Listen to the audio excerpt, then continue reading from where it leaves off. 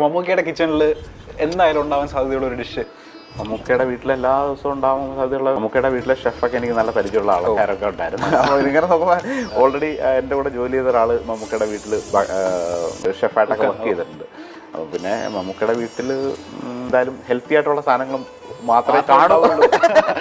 Unhealthy ആയിട്ടുള്ള സാധനങ്ങളോ fry items ഒന്നും ഉണ്ടാവില്ല. എല്ലാം ഇഷ്ടമാണെങ്കിൽ അദ്ദേഹത്തിൻ്റെ പ്രത്യേകത ഇനി അമൃതം എന്ന് പറഞ്ഞാൽ പോലെ പോലും പുള്ളിക്ക് ഒരു പരിധി കഴിഞ്ഞാൽ പുള്ളി തൊടൂല്ല എന്നുള്ളതാണ്. അത് ഭയങ്കരമായ ഒരു സ്ട്രിക്റ്റ് ആയിട്ട് നമുക്കൊന്നും പറ്റില്ല.